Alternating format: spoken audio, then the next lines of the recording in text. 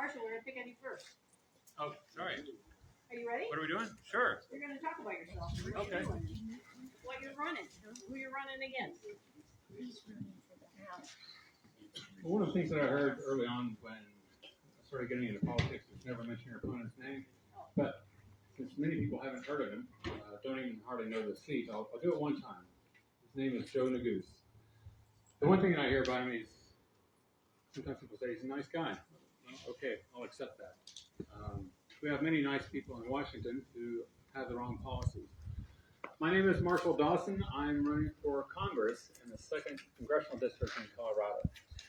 We are somewhat on the eastern edge right now. CD2 actually extends into Boulder County where Longmont and Erie cross over the county line. But we go all the way west past Steamboat Springs, past Vail, past Gibson, and of course we have everything in between. So it's a rather large district. It also winds up being an extremely diverse district. You know, often our priorities here in the Front Range are in conflict with what they need to prioritize on the western slope. So, you know, one of the things that I have just so enjoyed doing in this whole process is getting into the other side of the district, getting out of the Front Range, and getting to hear about folks over there, you know, the ways of life, the problems that they encounter with the government, the things that the government is doing that makes their way of life more difficult. I think the same is true here. You know, we could point to many cases where we have both intentional acts of Congress, but also, you know, administrative acts and things like that that are really detrimental to our ability to make our own choices, to live our own lives, and do things as we see that are proper. So let me give you a quick bio. You didn't. I have 45 minutes, right? Okay. All right. Clock's on. Well, I grew up in Kentucky. I was actually born in Mississippi. Grew up in Kentucky on a farm. And when I'm on the western slope, you know, what I say is that in that part of the country, we call it farming. We didn't call it ranching, you know, as what's more common here in Colorado. I wound up with an engineering degree from the University of Kentucky. Truth be told, it took me a couple of different attempts, but I eventually got there. I know you're looking at my appearance and you're saying, well, Marshall, you surely served in the military too. And, well, no, I just enjoy having good hair. So, after several years, I found what it means, what the initials to IBM stand for. Anyone want to take a guess? IBM? International Business. Almost. I've been moved. That's right. Moved. So after several years, I moved to North Carolina. Spent 3 years there, still engineering, and I got to Colorado in 1997. So what I like to say is that, you know, it's that small town, rural upbringing that gave me my values, my work ethic, and, you know, it's the engineering career that sort of scratches that itch for wanting to solve problems and make the world a better place. This is actually my second go at the office. I ran in 2022 and did about like what the demographics of this district predict. So we're hoping to do better, even at you know, knocking old Joe off his pedestal. That'd be wonderful. I was in Eagle County about a week ago, and you know, it's funny. People have their favorite things that they want you to talk about. He was really mad at me that I didn't start off my speech there talking about the border. The more I thought about it, it's like, yeah, but I did. I did talk about that, and the more that he talked to me, it was like, don't you see that we're agreeing on things here? The way that I look at it, if you're a Republican, I think you're most Democrats, most sane Democrats, table stakes these days are the obvious things. Securing the border, the economy, and, you know, wrapped into that is the debt. I can also wrap in with the border, you know, things like fentanyl crossings and, you know, the crime that's going on as a result of that. I'm also really big at winding down the war in Ukraine. We have spent a tremendous amount of money there, and I think there is not much to show for it except that there are many good people who are now dead. And, you know, most people don't know this, because it's not widely reported in the news, right? But back around April or so, the Biden administration actually went to Zelensky and said, that peace agreement that you had there, we need you to tear that up. I mean, to me, that says that this is only for making people rich. It's for making donors more wealthy. So I'm really big on winding that war down. Now, if we get more into the minutia, all right, do I still have 45 minutes? We got a couple more. Okay. Let's give you 5 more. Okay. If we get down into the minutia, what is it that motivates me, and how would I, how would I determine what I'm going to vote for and what I'm going to vote against in Washington? In general, it comes down to what is the proper role of government, and especially the federal government. That role is primarily to protect our individual rights. As I alluded to earlier, I think you can also look at many of the things that the federal government is doing that is interfering not just with our rights, but with our ways. So I think we have some flyers around here someplace. On there, you'll see a few items that perhaps you've never heard of before. One of my friends contacted me in January, for example, and she was irate. Now, if you know her, she's never irate. So I'm glad I didn't embarrass myself. I kind of thought it was a joke at first. But her 84-year-old mother was trying to navigate new rules that had come down. Her mother and some other family members have a farm. It's in a trust. It's also an LLC. And until that point, I'd never heard of this new law called the Corporate Transparency Act. Now, look, I'm for transparency. I think government should have transparency. But what this did is it required her mother to report all the owners and what they call the beneficial owners in the Financial Crimes Enforcement Network website. Why is somebody who's law-abiding having to report on themselves to the Financial Crimes Enforcement website? It doesn't make any sense. Oh, by the way, this is only small businesses that this applies to. Large companies get a pass. So if you're supportive of small business, you would say, gee, this is an extra cost that small business owner has to endure. If they're selling goods or wares to the public, that means that I have to pay more if I'm going to shop with that small business. And large businesses get a pass. They would say it's for the name of transparency. It's actually meddling in our ability to live our lives, to make our own decisions, and to interact with each other in voluntary fashions. But I think I'll cut it short with that one story. I'm not going to go the whole 45 minutes. But I do want to tell you that, when I'm deciding what I'm going to vote on, first of all, it's going to be, does this bill fit the purpose of what I just mentioned, which is the proper role of government? Number two, is it constitutional? Because we have many instances where a politician will say, well, I don't know if it's constitutional, that's for the courts to figure out. No, if you can't figure it out, then you're not qualified to be in Congress. And, number three, I think we need to work hard to get the debt under control and get the deficit under control. This is not something that Congress is currently taking seriously. So my pledge to you is that I'm not going to fall for any of this. Well, it's the last minute. We have to vote on this. We have to pass it, or it's going to shut the government down. Look, those of us who have been paying attention to this know that the government doesn't fully shut down. So again, my pledge to you is that I'm not going to be falling. I'm going to be pushing for regulatory order of budgeting and stop this nonsense with the continuing resolutions. So I think my 45 minutes is about up. Again, my name is Marshall Dawson. I really appreciate your time.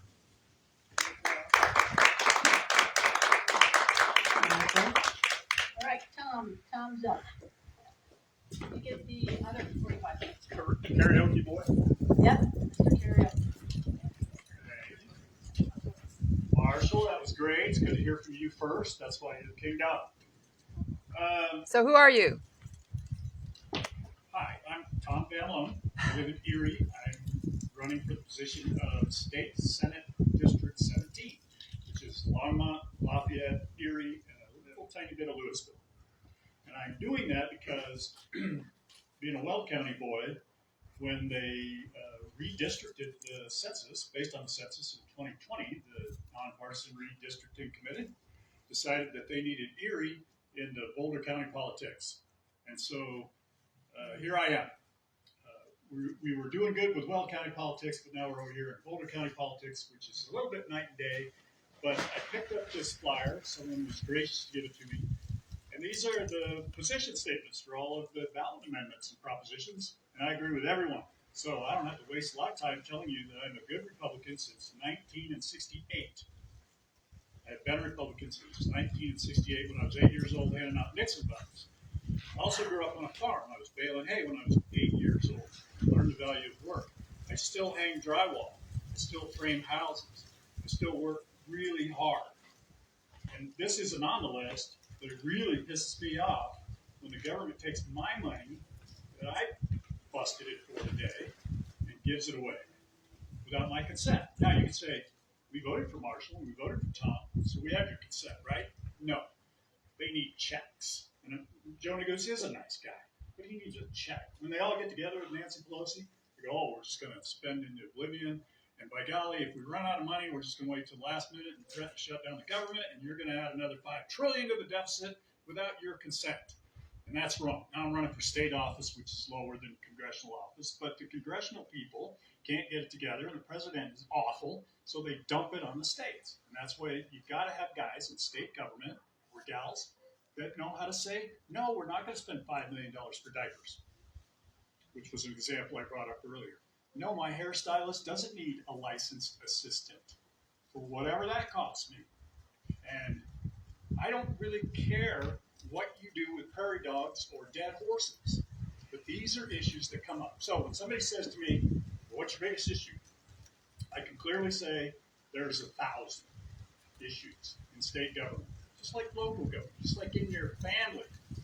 Today, my mom got sick and we got to put her in a home. That's an issue. So it just, the way you make decisions is what separates you from the lefties. And just give it away. We didn't earn it. We don't care. Give it away. And we'll make more. And I'm against that. So, if this is Facebook live streaming, I want to say something really positive because I am a positive guy. I've been blessed all my life, partly because I worked hard and grew up, straight and narrow with a tough dad.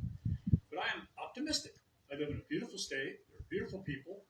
I think automation and innovation is going to take us from where we are to where we want to be if we let it. I drove over here in an electric car. I drive by gas stations charging $3.50 for gas, and I just laugh. I think that's awesome. And I'm from Weld County, so we can be trained. But I'm optimistic that innovation will solve a lot of problems. Medical, education, all the biggies. Robotics, if we just let it. So, I think that was my 45 minutes. It went by really fast. Thank you for your participation in democracy today. Vote for Tom. He can fix potholes. Mark,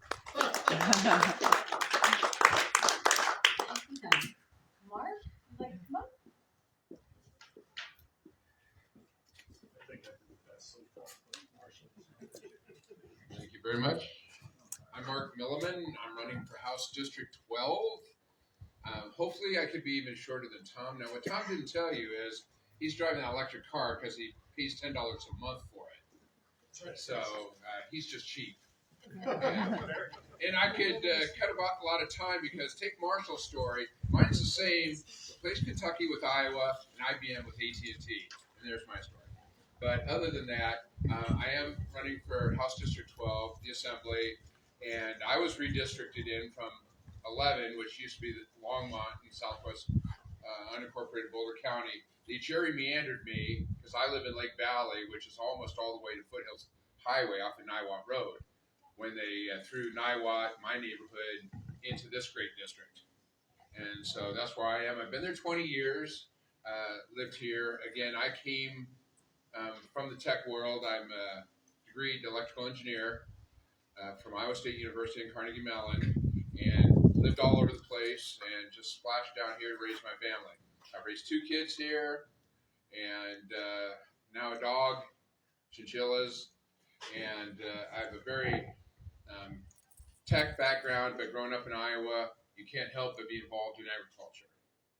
And as a matter of fact, I've not stepped out of tech, but I'm using my tech expertise now to start a business in agriculture, because I realize that agriculture is how important it is to this world, this country, and most specifically the state of Colorado, which a lot of our legislators, especially up and down the Front Range, don't give enough appreciation to.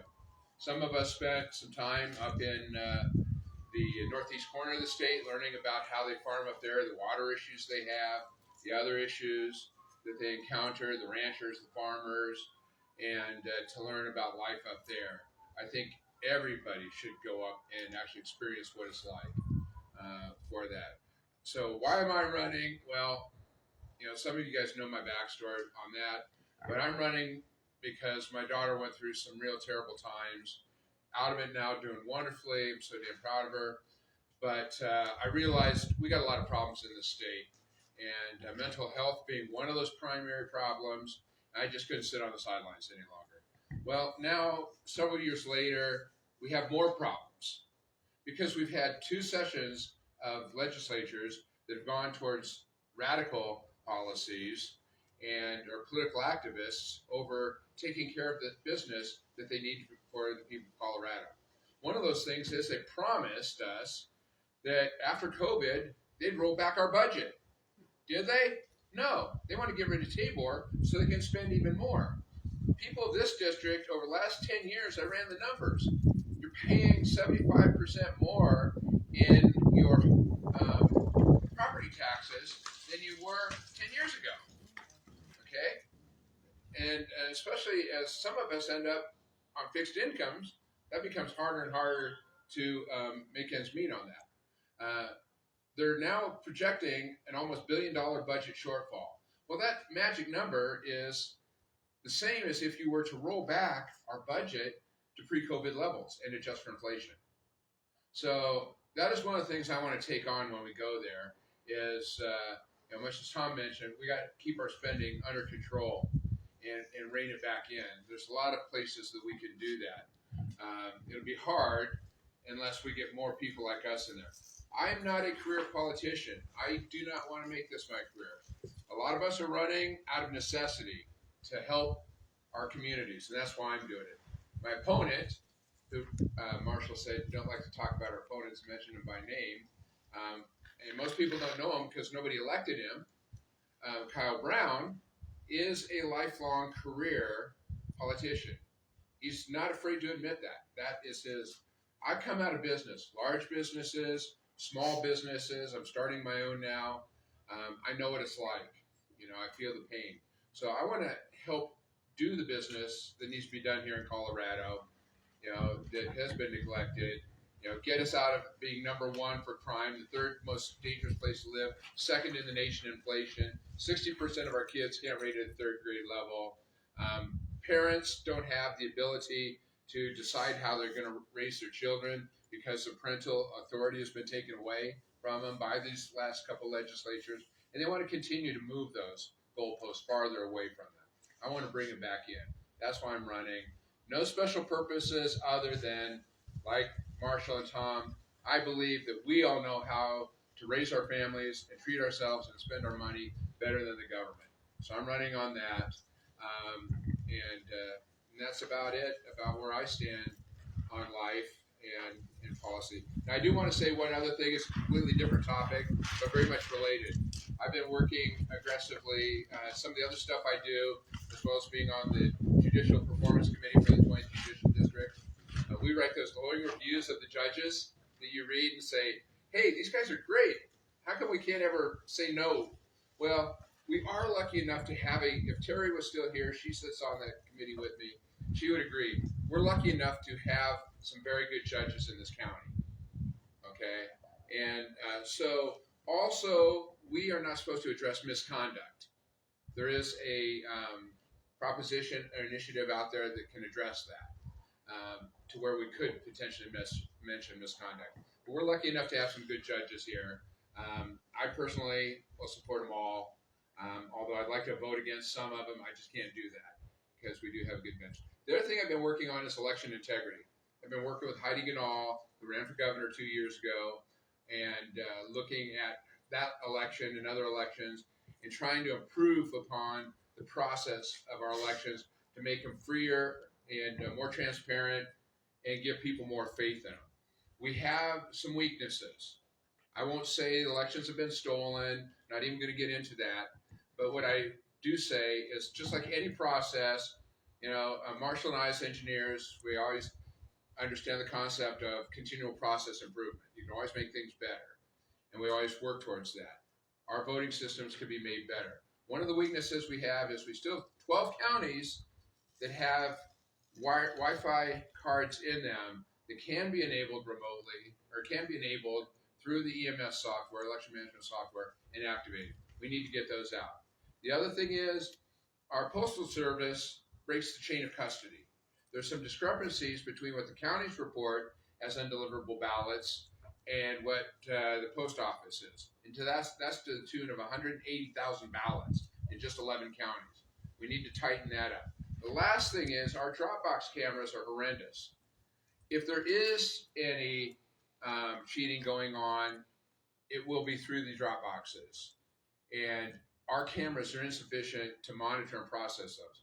So starting today, and I'm the first one to announce it, because I'm the first one that has an event coming up, is we're announcing coloradodropbox.com for citizen observers of the Dropbox, where you can sign up. We will train you and keep you out of legal trouble. This is perfectly legal, to where you can actually monitor the Dropbox for potential violations. And we will report them to the appropriate county authorities if there is anything that is noticeable. This is happening throughout the country. Ours is a statewide effort in all 64 counties.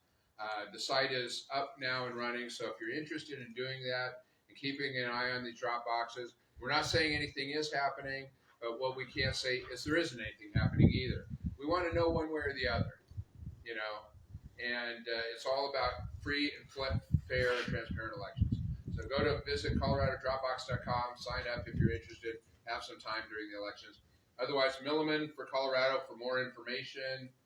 I'm a pretty simple guy, very direct and open. You can't give me money. I will take dark money, but I can't be bought and will not be bought. Thank you.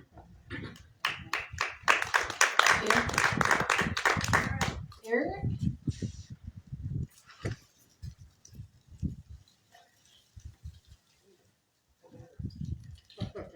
Let's go, bus. There you go. That's what I was trying to say. Hello, everybody. My name is Eric Rinard. I'm a candidate for CU Regent at Large. And what that means is the CU Regent part is the Regents are the board of directors, essentially, for the University of Colorado system, including all 4 campuses, and it's $6.4 billion annual budget. The Regents make financial decisions, or at least the final vote on them, and they set policy, and they lead and control the process for hiring new presidents whenever that's required.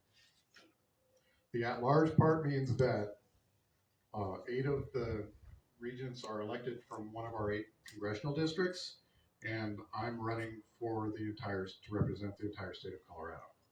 So I don't have to worry about boundary lines. I just have to ask everybody to vote for me, which is a blessing and a curse at the same time.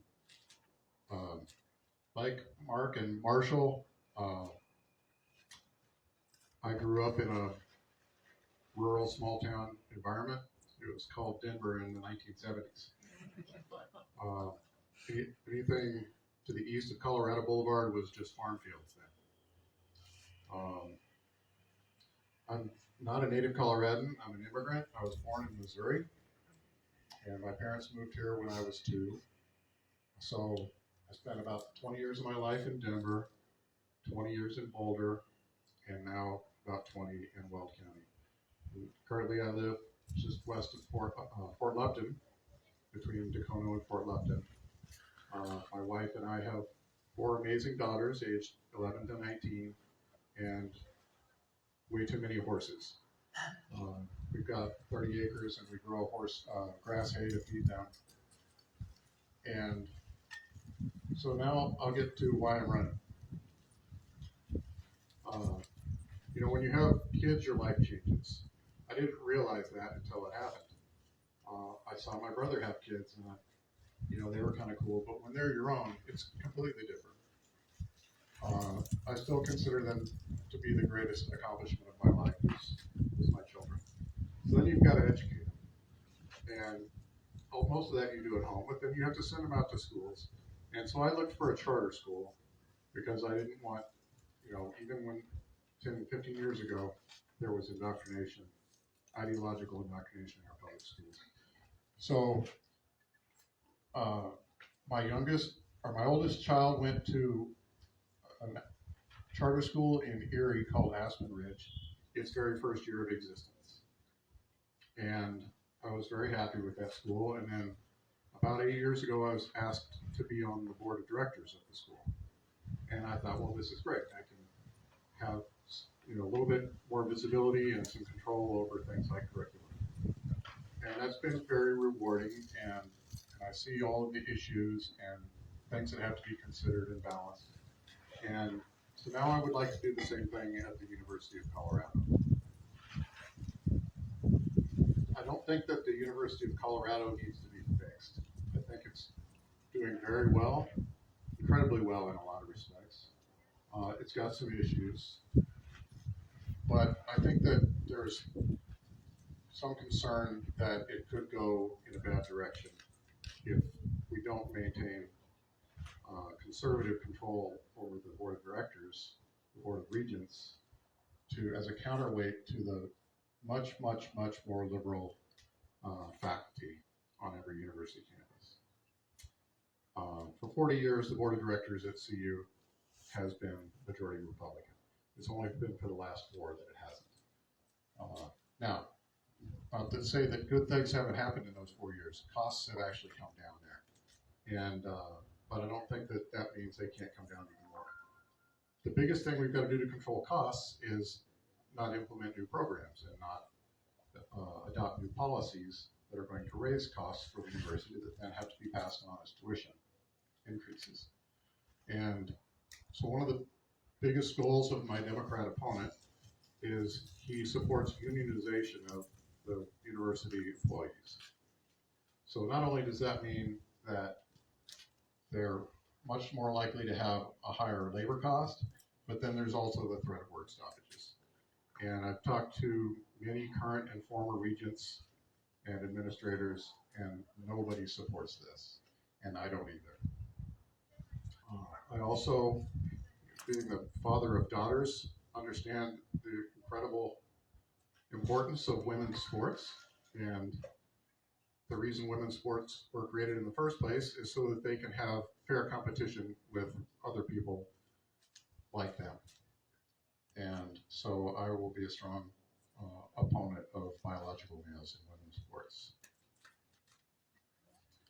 I'm sure there's many other things. Oh, yeah, electric cars. Electric cars are great in the summertime.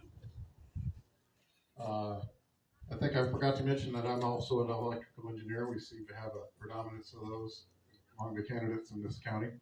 I got my electrical engineering degree from CU Boulder. And so it's important to me to understand how and why things work. If you look at the energy content in an EV battery, it's about 2.5 gallons worth of gasoline in energy. Now the motor is 95% efficient, so that's great. You can go quite a ways if you don't have to use the heater. The heater is 100% efficient at discharging your battery. Those people in Western North Carolina and Georgia right now that are suffering with all their power down and their houses washed away, their EVs are not doing them any good. So I'm all for EVs as an option. The EV mandate is anti-American, as are all mandates. Vaccine mandates, mask mandates. This is America. When I grew up, I would ask my parents for permission to do something, and my dad very often would say, it's a free country, which looking back on it now, I think what he meant was you're free to do anything that you can do yourself without taking it from someone else. And so ultimately, the reason I'm running for CU Regent is I would like to help save civilization. The people that are running our government were put there by people who voted for them, and the people who voted for them need to be reminded basic principles of civilization and rights. And if somebody else has to pay for it, it's not your right. So I think I'll leave it there. If you have any more questions, my name is Eric Rinard, RinardForRegent.com. I appreciate your vote, and go Bucks! Thank you, everybody. We have Don. Don. Hey, Don. Hi. Welcome. That's how you come in.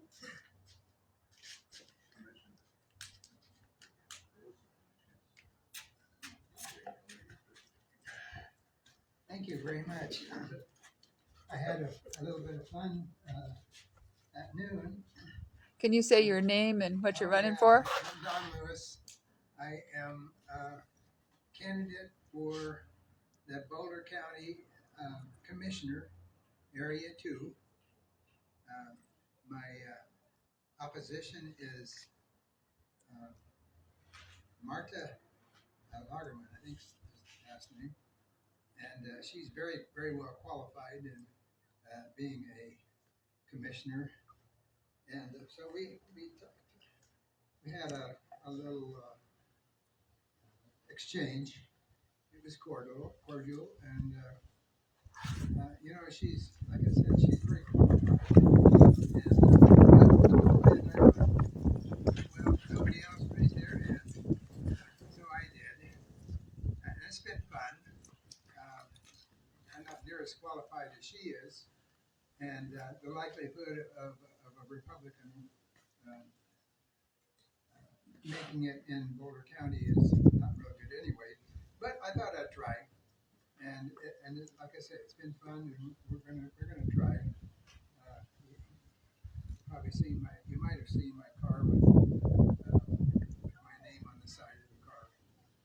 I tried that rather than trying to put a bunch of signs out, because you have signs out, not very many people see them. But you drive around the city, people notice that there's somebody with his name on the side of the car. So, okay, so where have I come from? So my great grandparents homesteaded down in Benton County. So we've been in Colorado a long time. My father was a pastor. He took me to Washington State, and came back eventually into Idaho, and then into Colorado. And so then I was in Colorado until I joined the Navy, and then I went a bunch of places, and spent time in the Navy for about 8 years. Came back to Colorado, and I've retired as a naval reservist. Had fun ever since. Married with, had three children myself, and I married a wife that has 3 of her own kids, and we have a blended family, enjoying each other. And so I can't say that I am well versed in what Boulder County should be improved by. There's lots of opportunities, and I've had a few thoughts, but by and large, Boulder County is not doing too bad. As with any county, there's things that could be improved.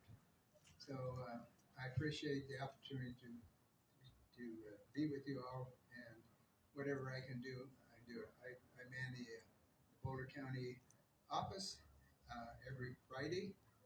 You're welcome to come by and say hi, and maybe read a book. We got lots of books, and we're getting more all the time. So either bring a book or read a book. Come on down. Thank you.